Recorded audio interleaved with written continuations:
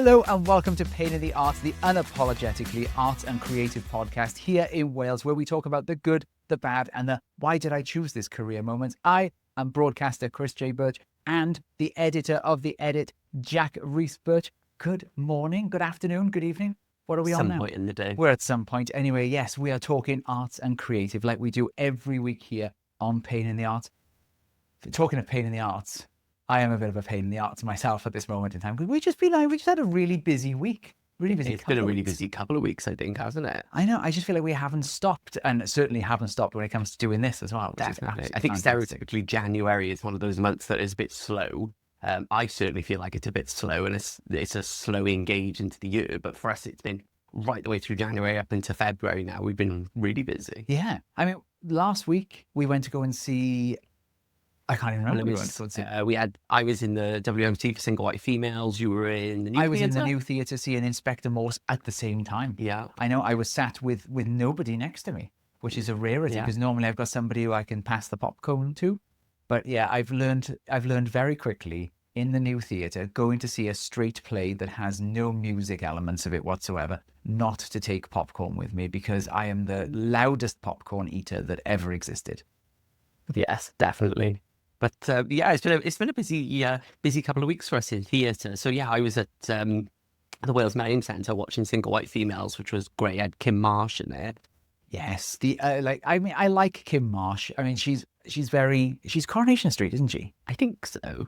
See, I'm not a big soaps person, so I don't really follow. Are you shower gel? People. Yeah, I don't really follow people for that sort of thing. But I'd seen her last year as Cruella de Vil in 101 Dalmatians, which was great. More aimed at kids, but she was great in that sort of pantomime villainy sort of character, which I really enjoyed. But seeing her in something that was more of a straight play like that was really good. I really enjoyed. But I missed that last year because we were at opposite venues I was in the Sherman that day. Yeah. So yeah, it's constant. But yeah, and by the time this podcast goes out, we will have seen Here and Now, the Steps musical. We will have indeed. Your generation, are we the same generation? We're millennials, aren't we? Yeah, I think so. I'm a slightly older millennial. Yes. Yeah? Yeah. And you're a slightly younger millennial. I was growing up, I was a Seps fan, which I think, everyone of my age were. Yeah. So I'm definitely excited to go and see Here and Now. Yeah. Because it is a sort of like the Mamma Mia thing where it's like all the songs that ABBA put into a play. It's the same thing here with Here and Now. Yes. And, set in a supermarket though. Yeah, I believe so. I haven't really read much about it going into it because if I'm going there to review it, I want to kind of go in a bit blank and... Yeah, that's true. Yeah. I sat down with Rosie Singer, who's recently gone into the cast, and but a couple of years ago we chatted with River Medway. Do you remember we did that for Unfortunate? I think it was. Yeah, that was. I loved that performance. That was absolutely incredible. I think it's still touring now. River Medway's obviously not in it now. But Unfortunate, I loved that. I thought it was just a completely different take on a Disney-esque bit of IP at the same time. Talking of IP, before we move on to different parts of the arts, though, is IP the thing that's keeping theatre alive at the moment? What do you think? I think so. I think it's one of those things that we're in a real danger of losing the demographic and the clientele for indie and grassroots and startup theatre because they're out there creating new stories and genre pushing these sort of productions that they're putting on. Whereas a lot of bigger theatres now are seeing a return on their investment for putting big IP out there and that it's filling like Single White Females. It was the end of January. It's not a musical. It's not a comedy. It's not an uplifting sort of production and play to watch really. But the turnout was really, really good. And it's because it's a known IP, also with a known name attached to it as well. And I think people, when they have less money to spend on recreational activities, they're going to spend it on something that they know they're going to get enjoyment out of. This is it. And within the sort of theatre, that's a bit of a risk, I suppose, you consider. But that's not that. That's the same with. I mean, we were talking to Howell the other day, and it's not just the same with indie theatre, and it's the same with music as well, because so many musicians now are having to, not that there's anything wrong with doing it, but they're having to be cover acts and cover artists for well-known bands. Like we went to go and see Fleetwood Mac. Well, obviously not Fleetwood Mac, but a cover of Fleetwood Mac. They did an incredible job. but they threw their own songs in every now and again just to show that they are their own band at the same time. But otherwise, I mean, Howell was saying to us, who runs a music venue, if it wasn't for them having the cover element, then they wouldn't necessarily get the bums on seats. And that's not because they're not incredible artists, but that's because you need a hook to now bring people in because they need to know what they're going to get out of things. You see it in TV as well and film. There's like now we're in the process of anticipatingly awaiting the second sort of remake of the Harry Potter franchise. And it's people are only prepared to put their time into things that are already proven to do well in other people's eyes. Time is a valuable resource. Money is a very valuable resource. And people, I think, are prepared to only invest their time and money into things and invest them into those things if they know they're going to get positivity and a positive emotion to it. But as far as like theatre goes, it is a real concern that I look at because I go and see, as a part of my job at the Edit, I go and see so much different theatre. And I honestly can say that like when I did my 2025 rounder, I had a lot of indie theatre in the same list as things like Wicked, Mary Poppins. Like those things don't necessarily mean just because it's got a big stage production or big lighting or great costumes or known names, it doesn't always mean that it's going to be as good as or better than indie stuff. And I think sometimes when you strip it all back and you're left with just good writing and good acting, that's when you see the magic of theatre and live performance.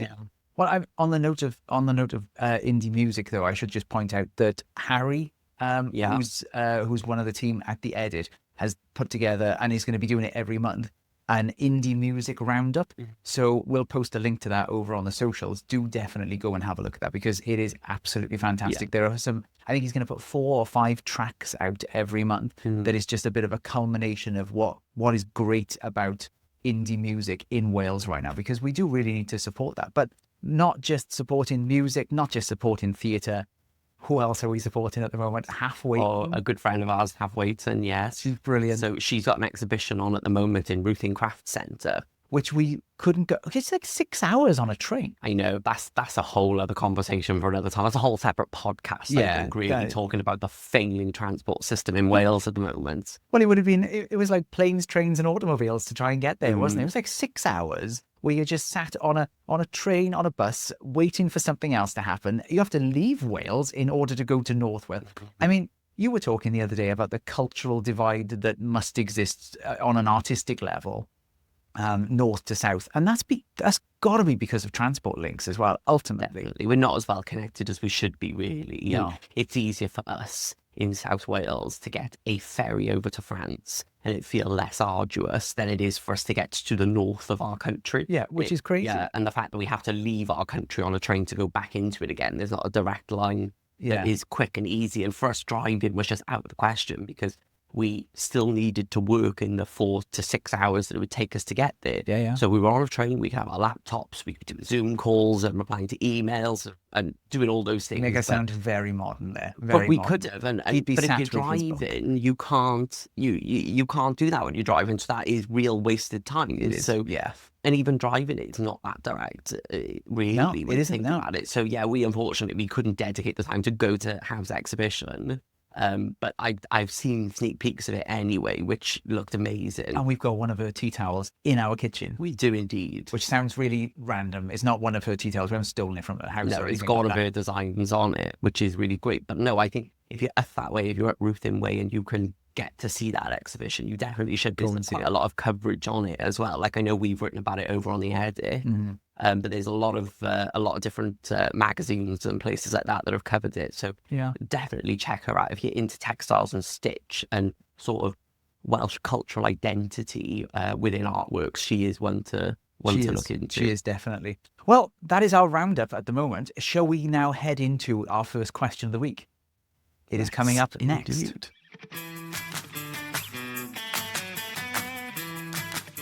So it is time for our Pain in the Arts segment. Yes, the part where we dissect your woes. What are the woes to come in this week for us, Jack? Wow. So we've got a question from Sean, who's asked, how do I promote myself as an artist without feeling cringe? Oh, Sean. there isn't an answer. Is there? So I don't think there is an answer to that. You're going to feel cringe from the very start. Yeah, I think doing anything new, you feel a little bit uncertain and practiced. And I think maybe if Sian is confident in her work and what it is that she does, but social media, which I'm assuming is what she means by promoting herself, feels a bit cringe. You kind of just got to do it and jump in with both feet, really. Sad as it is. You know, I take, when I first did a face-to-camera video for the radio, I did think, oh, wow, what is... And I look back at that from, was it 3 or 4 years ago? And I do wish, if it hadn't got good engagement, I do wish I deleted it, because it's absolutely horrendous. But it's one of those things that it's like muscle memory. You just get better and you just get a bit more refined. Or, to be totally honest with you, you kind of care less at one point as well, because what ends up happening, I don't know if you think it's the same, but at some point you just think, look, I'm going to look a bit, you know, daft every now and again. This isn't going to be perfect. But I think for me anyway, and I'm sure lots of other people are the same, you kind of want to see the flaws and you kind of want to see how things are made. So for me, watching an artist, I love watching ceramics and ceramicists creating things on TikTok. I love watching painters paint on TikTok, because it's just one of those where it's kind of a bit cathartic at the same time, but also you get to see how something is happening. It's kind of like a bit of behind the scenes. And I love that. I think it's great. I think the promotion, the self-promotion of yourself and your work can take many forms. It hasn't got to be looking deadpan at a camera like I am now and talking to the camera. Part of my job, I have to do social media, but I don't really do face to camera that often, I would say. So every now and again when I have to do it, I do sort of have to psych myself up for it. But like Chris was saying, there are things like putting a camera in your studio while you're working and just sort of setting it off in the background. You can then add voiceovers to that, and you might find that as a better way of approaching it, because I, like Chris, enjoy watching social media feeds of people who are just doing their practices, and you're talking over it and saying what you're doing, or you're talking about the current piece that we're then watching in front of us being made and constructed. And I think that's a really interesting way to do it. There's a really, really cool artist on TikTok, and what she does, she's a painter. She goes into charity shops, she buys items from the charity shop, and then paints her designs on it, and then takes it back to the charity shop and posts on her social media. It's back in the charity shop, ready to buy. It's this much. And by the time she post that, there's a queue of people outside the door waiting to buy it from her. Really? Yeah, and I find it so interesting. So there are so many different takes. Go out there, have a look on different social media platforms, and find maybe some of your favorite artists and see what approach they're taking to promote themselves. It hasn't got to be you stood like you've just won this car on the generation game promoting your work like Although that would be fun. Send us that. Yeah, but it hasn't got to be that sort of like cheesy sort of self-promotion. No, it hasn't. It can just be letting people peek behind the curtain of your life as and your practice as an artist. It hasn't got to be personal. You haven't got to talk about personal things, but you can definitely let the consumer see how it's made, what you're doing, and how you do it. And I think people will find that really interesting and lead them to then buy your work and follow your career.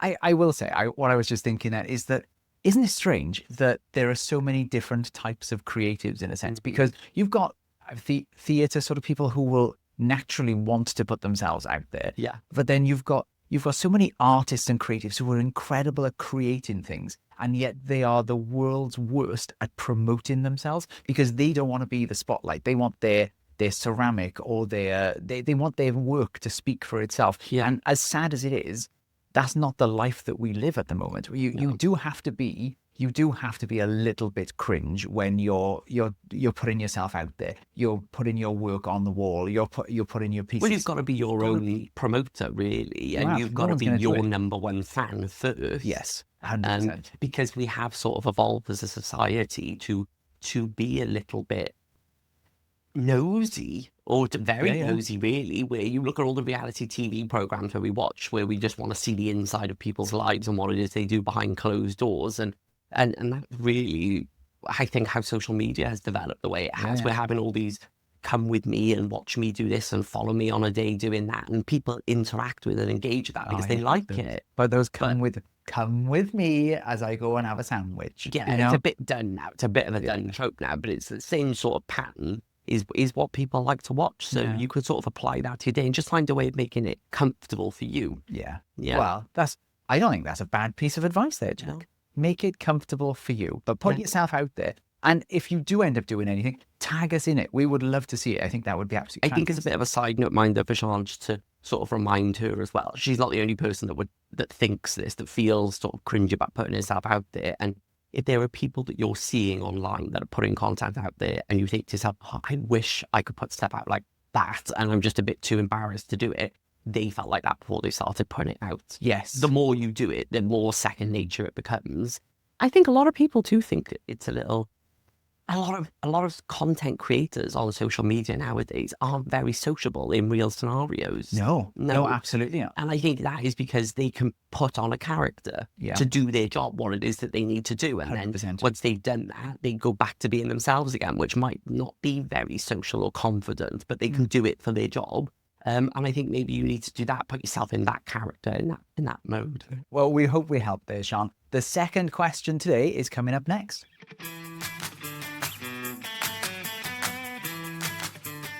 Okay, Jack, second question time. So our second question comes from David, who asks, how am I supposed to feel creative when my day job drains all my energy? Oh, okay. Ooh, I don't know. David, I mean... This, again, I think is a very, very common issue because a lot of artists and creatives can't make full-time income off their art and their creative practice. So they do have other part-time jobs that are sort of fitting around it. And they can be very, very draining. But sometimes people choose jobs in sectors that they know won't be draining. It's just like a barista or working in a restaurant. Physically draining as opposed to emotionally or mentally. They are very hard industries to work in, but it is also an industry where you just turn up, put on your apron, serve your coffees, go home, and you can turn off. It's not the type of job where you have to continue thinking about it after if you choose to. And so I think it is quite a common thing. However, I also wonder if David is not very inspired by his creative practice, because for me, I do my full-time job of being an editor, and that can take a lot out of you. I'm out a lot in the evenings and weekends and in the day and stuff like that. But I still find time, and I'm still sort of inspired enough when I get home to get into the pottery studio and make my ceramics and make the things, or even just experiment. So I wonder if maybe the practice that it is that he's doing isn't quite inspiring him. Well, picking up on that point though, you are a writer, but you also are a ceramicist. Mm-hmm. So you're able to go back and forth from one to the other, depending on when your inspiration hits, when you need to be mentally more taxed or whether you need to be physically more taxed. So perhaps for David, like you said, maybe the creative outlet isn't quite right. Maybe you haven't got the energy to be able to do the creative thing that you particularly want to do. But that doesn't mean to say that there aren't a myriad of other creative things that you could possibly do. One of them, I don't know why I'm picking up on this, is probably because we're both wearing knitted things, but why not do something like knitting or crocheting? I say this, I can't do that. But that way you are still watching TV or something that's really less stimulating in the evenings, but you're still being creatively fulfilled. So you're still doing something like that. I try and do that. I do try. I've got lots of little side hobbies that I like to call them. We have cupboards filled with side hobbies. But I think it's because I always have this urge to want to keep being creative and artistic in a way. So whether or not, that's sat in front of a TV, crocheting or sketching or just doing things like that throughout the day. So I've just got little pieces of creativity. Otherwise, I find my day can be sat in front of a computer, typing or doing social media, and I'm not actually physically hands-on doing something creative. And it can get a bit, my brain almost feels a little bit like it's shutting down and it's going into an autopilot. Whereas if I'm trying lots of creative practices, I wonder if maybe David should have a look and see, are there classes locally that he can go to that are painting classes or pottery classes or, like you said, knitted or crochet clubs and things like that, just to sort of try lots of different creative practices. And then you might end up finding one that feeds into your main creative practice, and that'll be your new way of going forward. Something that as you're on your way home from work every day, you're excited to get home and do that creative practice, or go out to that club or that event and do those things. But you know what, though? At the same time, don't feel guilty if you're not being creative at this very moment in time. I think that's quite crucial, because just because circumstances dictate it otherwise, you can't be creative that day. Don't feel guilty about it. Just park it, accept the fact I haven't had time today, and just really just build up your energy and build up the momentum until you have got the energy, whether it's a random Saturday afternoon where you think, do you know what? I haven't done anything all week, and now is the time. I've set it aside. I put it in my diary, which is often a lot of what a lot of people need to do in order to make sure that they actually get what they need done. It goes in the diary, and this is the time I set it aside. Because if you've got a very strict work schedule, you probably have a work diary. So put it in there, make it a task, make it something that you do on a Saturday afternoon between 1 and 3. This is my creative time. Doesn't matter what you're going to do during that time, but that's what you do.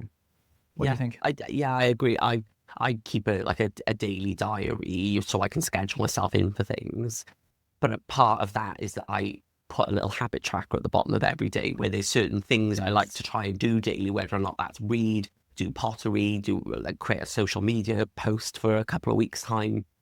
And it almost is like a little star chart achievement thing for me that I get to tick them off at the end of the day. So it is almost a part of me holding myself accountable that I've said I'm going to do pottery every day, even if it's just a small thing. Yeah. So if I'm putting it in black and white at the bottom of every day, when I'm sat at the end of the day filling out my diary, say, and the next couple of days worth of events, I can look at the bottom of today and be like, have I done pottery today? Yes, tick. And you get a small bit of, and I think that's maybe what it is. You need to build in small little sets of gratification or rewards for doing it. Whether or not, as you say to yourself, right, if I do pottery or if I do David does his creative practice, every other day this week, I'll treat myself to a takeaway on the weekend. Oh, yes. Or I'll go to the cinema, or I'll take myself to that new exhibition that I wanted to go to, and use it as like a reward system, and sort of see like that. Because it is hard when you're a self-employed or a freelance creative to hold yourself accountable and give yourself little rewards for doing those things, because it can sometimes just feel a bit thankless. You're just working in and on yourself, and you haven't got a colleague to say, oh, that's really good, I like that, or hold you accountable to a deadline. Yeah, no, I'd agree. And I do think that it's great to, I mean, I take the mick, I low-key take the mick out of your habit tracker, but at the same time, I'm a little bit low-key jealous of it, if I'm totally honest, because I do think that it's great to hold yourself accountable and to have these tasks and to be able to look back at it in a year's time and say, well, out of the 365 days there are in a year, I was being creative for 150 of those or something, I don't know, whatever it may be. But at the same time, then that may help towards your 2026 Wrapped, where you get to the end of the year and you think, do you know what? I was a bit hard on myself there when I sent that random message into Chris and Jack on some Thursday afternoon, when I said I wasn't being creative enough, because I am being creative. I'm just not being I'm just not aware of how creative I'm actually being. And you write it down. I think even little bits every now and again mount up. And one of the reasons I keep a habit tracker is because I'm weirdly interested in, like within pottery, I suppose a lot of people watching this who are ceramicists will know, there are many different facets to it. I am majoritively sculpting, hand building. I don't throw that much on the pottery wheel. I throw on the wheel, usually throw at the wheel. Yeah. But it's a skill I would like to improve this year, even if it doesn't end up being something that I use in my pottery lights. But I'm interested to sort of look back on the year and see how my throwing has improved, and then how many hours that went into it. And because you Google how many hours does it take to become a master at a certain thing, and there are usually answers out there, and I like to know if that's true. How long it took me to learn a new skill set. But that is something else David could do, is if he's like me, for example, if I get bored of hand building is when I'll put more of my effort into throwing, or when I get bored of making tableware, that's when I'll start making more gestural vessels and just being a little bit more creative and artistic and loose with my practices. So if you're a painter, paint a still life if you're used to painting an abstract, or do landscape if you're used to doing portrait. Like, mix up what it is that you're doing and just be more free. And if you do decide on changing what creative outlet you end up doing, David, then then definitely send us a message, tag us in something on Instagram. We would love to see that. But we hope we helped there, David. Thank you so much for your questions. You can keep your questions coming in. There are plenty of ways to get in touch with us. If you'd rather remain anonymous, you can head to a link that's on the top of our socials, where you can post anonymously, or you can send us a message on Instagram too. Before we go, though, should we do a community shout out? Have you got one? Yes. So the community shout out that I wanted to do this week is Glenroy Arts. Now, see, I see you sharing this every now and again, and I don't really, if I'm totally honest with you, I don't really know what the concept is of Glenroy. Go on, tell me. So Glenroy Arts is an art gallery. Okay. / Airbnb. Okay. So it's a gallery in a house on Glenroy Street. That would make sense. Yeah, in Cardiff. And I just find it really interesting that someone has taken their home and turned it into an art gallery. And it's just such a fresh take on the gallery experience. And I think because it's in a home, to me anyway, like I haven't been there yet. I've never been able to be about when they've had openings. Because they've always got Airbnb bookings for all. Yeah, well, good for them. Not a bad thing. But I just think it will instantly feel less formal. Galleries can feel quite formal, quite elitist, or quite scary places for some people to be. Like I've gone to exhibitions with people before where they almost feel a bit awkward and uncomfortable going into a gallery because they've never been there before, and they think, oh, white walls and like these polished concrete floors and these big pieces of abstract art on the wall. And this intimidating woman sat there with really big ostentatious glasses tapping away on a keyboard. And people do get a little bit intimidated, especially modern art galleries, and they feel like they don't fit in those places, whereas there's such a community feel to Glenroy Arts, and there's such a welcoming, homely feel to it. It's well, and let's be fair as well. If you're staying for the Six Nations or something like that in Glenroy Arts or whatever Airbnb it is, and there's art on the wall, I mean, you might end up buying that piece of art. You're probably more likely to see that piece of art in Glenroy Arts because it's an Airbnb than you would be if you walked into a gallery, you know, and you're visiting the city or something like that. So yeah, that's a really good idea. I love that idea. It's like I really like at the moment galleries that are opening up in shops in high streets, because it gives it a sort of different feel. It is all about the setting and where it is and how people perceive it. And if you see a gallery on a high street, then you're more likely to just pop in while you're out doing your shopping and things like that. So I really like what it is they're doing, and I think it'd be interesting to see people in Wales taking new approaches to how we display art, what a gallery is and what it means to us. There'll always be a place for the traditional gallery, but I like this experimental approach to it, this new, fresh approach to it. Oh, that's exciting. We're going to have to pop along there. We shall. Yeah. Anyway, that is us done for Pain in the Arts this week. Thank you so much for listening / watching, because it is a visual podcast at the same time. If you are listening, you can look back at the video. I am wearing some ostentatious cardigan. I have no idea why this week.